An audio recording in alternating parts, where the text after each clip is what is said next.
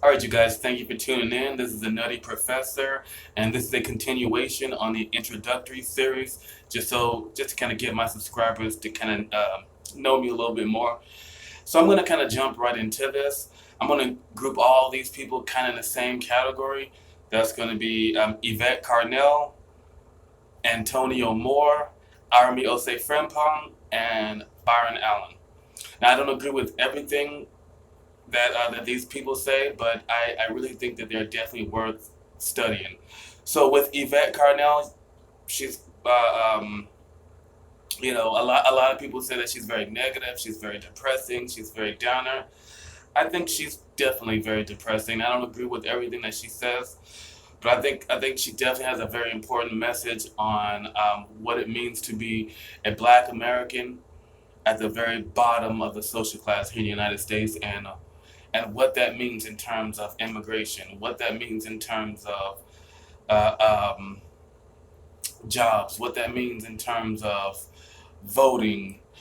I mean, she really helped me understand the simple fact that legal or illegal immigration is not benefiting Black Americans. Descendants of slaves. It's not benefiting us at all because of all the extra competition is not helping us. And so it's very easy to kind of lump all of us in the same category and say, oh, we're all people of color, we're all in this together. But, you know, like Yvette Carnell has kind of explained to us, um, they haven't always been in our on our side. Mexicans were not there during the civil rights. There were no Nigerians marching in Selma at all. This is our fight. This is something that we did. And so I think Yvette Carnell is very important in kind of helping us realize what it means to be a descendant of slaves and how we should kind of understand things, especially when it comes down to immigration, Africans, Nigerians, Kenyans, and how a lot of these Africans come here and they confuse the statistics. They increase our college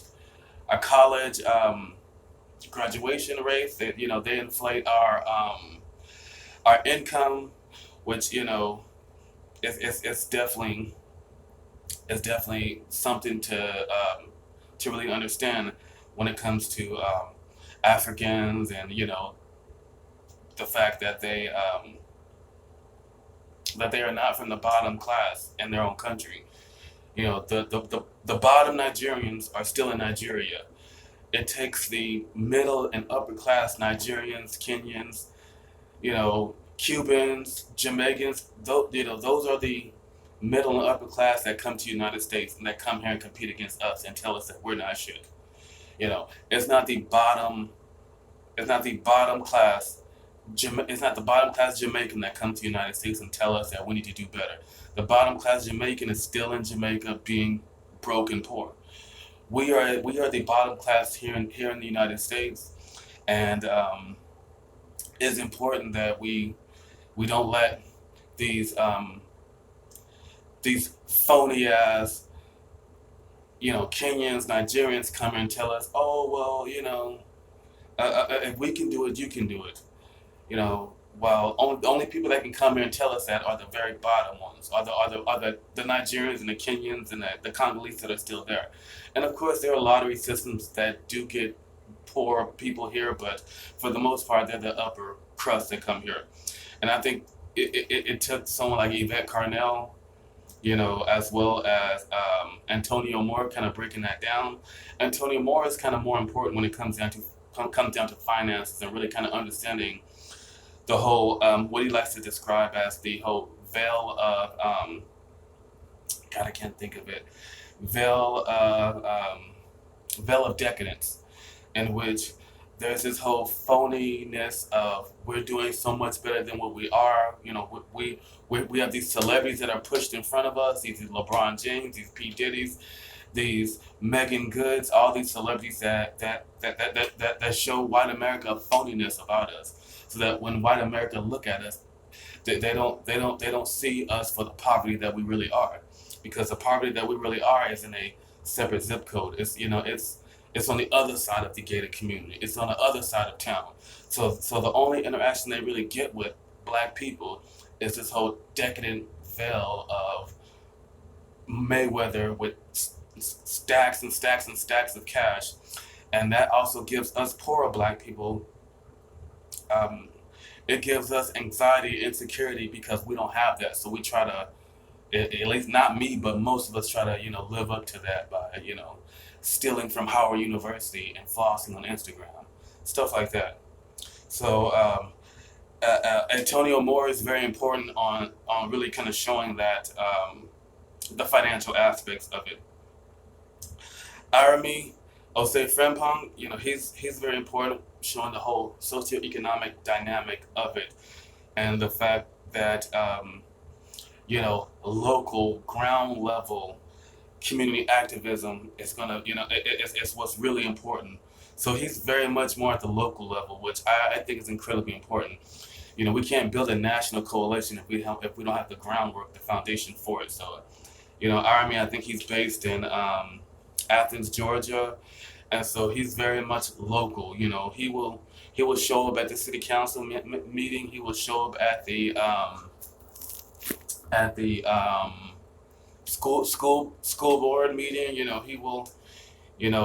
Army is very important when it comes down to showing how to get you know grants and small business contracts from municipalities or from federal governments. If there's a contract to build an apartment complex, in a black neighborhood, then the local government or the federal government should try to find black companies, or at least build up black contracting companies to do some of the plumbing, or just to haul the trash, or just to do the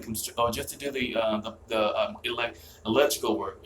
You can find the same old white company to build their own building, but if you can just kind of get more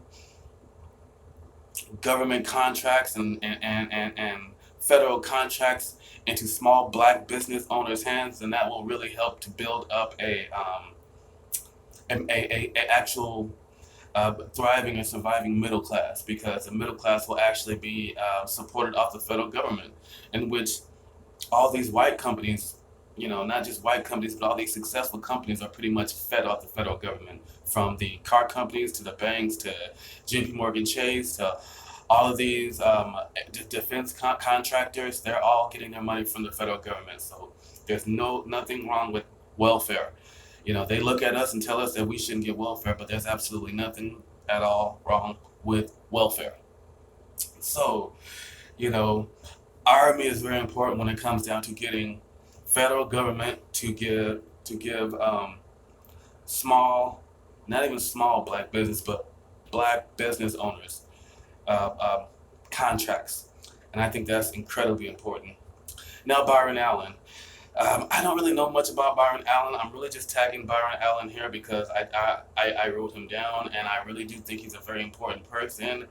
And Antonio Moore really kind of got me into um, Byron Allen a little bit more. Just kind of talking to Byron Allen. He's just so genuine.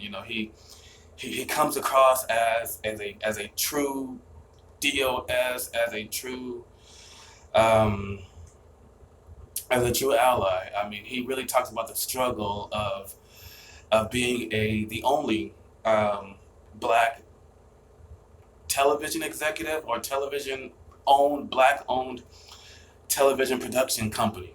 He produces, Funny You Should Ask, Comics Unleashed. Those are the shows that I watch on TV. And he produced all these other judge shows and stuff like that. He's probably the only black owned, not probably, but he is the only black owned media company out there. And so, he's a very genuine person. you know. And so I'm gonna kind of wrap these videos on up because I really want to throw a couple of the people in here, but I really want to have a different video for, some of the other, economic heavy hitters. And so I'm gonna really hold off on really talking about the people that I really want to talk about when it comes down to black economics. And you guys probably know a couple of the people that I have on top of my head, but I want to kind of keep these videos short because I watch a lot of YouTube and I don't like extremely long videos.